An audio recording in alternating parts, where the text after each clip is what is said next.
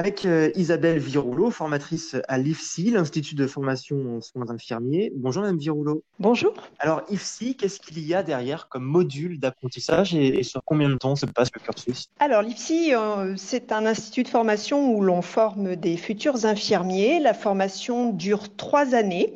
C'est une formation qui est à l'heure actuelle maintenant universitaire, donc ça suit le découpage en semestres comme à l'université. Donc 6 semestres en tout. Est-ce qu'il y a un cursus vraiment précis? Est-ce qu'il y a des reprises d'études? Alors, on a des étudiants, effectivement, qui viennent d'horizons très différents. On a des étudiants qui sortent du baccalauréat. On accueille tout type de baccalauréat, d'ailleurs, que ce soit les baccalauréats généraux, les baccalauréats techniques aussi, souvent avec la filière ST2S, et les bacs professionnels aussi, ASSP notamment. Et puis, nous avons une partie des étudiants qui sont en promotion professionnelle, c'est-à-dire qu'ils ont un diplôme d'aide-soignant et ils reprennent des études pour pouvoir être infirmiers. Et également quelques étudiants qui sont en reconversion professionnelle, qui changent totalement de filière et qui viennent se former pour être infirmiers chez nous. Un cursus de 3 ans, comment sont modulées justement les formations et la partie réellement théorique? Alors en fait, c'est une formation totalement en alternance, c'est-à-dire qu'il y a des stages et également des parties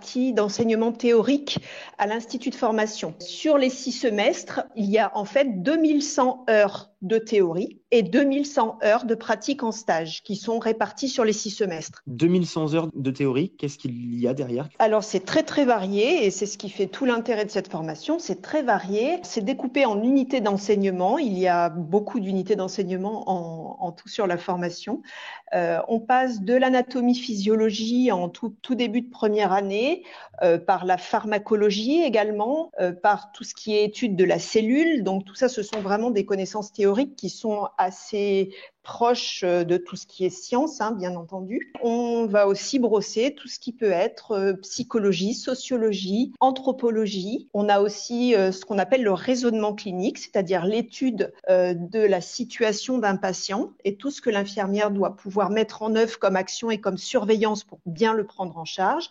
On a également un petit peu d'anglais et beaucoup d'autres choses aussi qui sont abordées et qui sont progressivement abordées au cours de la formation. Quelles sont les caractéristiques des enseignants? Ce sont des enseignants à temps plein? Ce sont des gens qui sont aussi professionnels en leur domaine? C'est une formation qui a un caractère universitaire et qui donc permet d'obtenir un grade licence. Donc une partie des enseignements est universitaire, donc est dispensée par des enseignants universitaires.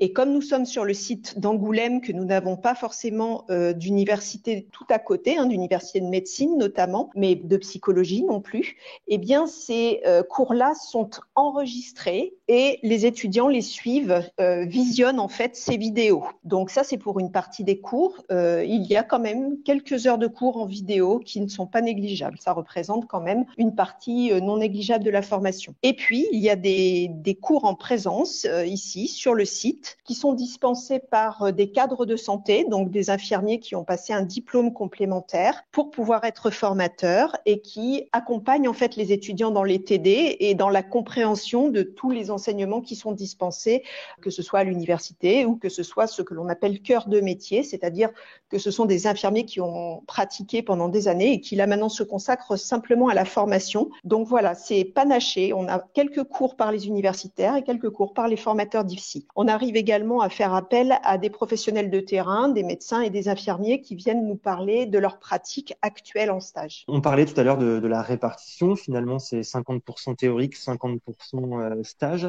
Justement, au niveau des stages, comment ça se passe? Alors en fait, ce qu'il faut savoir au niveau des stages, c'est qu'à l'IFSI, les étudiants ne recherchent pas eux-mêmes leurs propres stages. Tous les stages sont fournis par l'Institut de formation. Dans les 3 à 4 premiers semestres, les étudiants sont tenus de passer dans tout ce que l'on appelle les familles de stages, c'est-à-dire qu'il existe différents lieux de stage qui accueillent les étudiants. On en a 4, un court séjour, c'est-à-dire des services comme la médecine ou la chirurgie, qui sont des services où les patients restent peu de temps. Longue durée, comme les services de soins de suite, de convalescence, de rééducation, par exemple. Lieu de vie, les services comme les établissements d'hébergement pour personnes âgées dépendantes, ou alors le milieu scolaire également est considéré comme le lieu de vie, ou alors infirmier libéral également est considéré comme le lieu de vie. Et enfin, une quatrième famille qui est en santé mentale et psychiatrie. Donc, l'étudiant en soins infirmiers doit absolument passer par ces 4 familles de stage, puisque ce sont des lieux où on peut exercer et où on peut rencontrer des patients. Et puis, plus vers la fin de sa formation, à ce moment-là, l'étudiant commence à construire son projet professionnel et peut aller explorer quand il en a la possibilité et qu'il a bien comblé en fait tous les besoins qu'il avait en apprentissage. Il peut demander en tout cas des terrains de stage qu'il souhaiterait découvrir un petit peu plus profondément.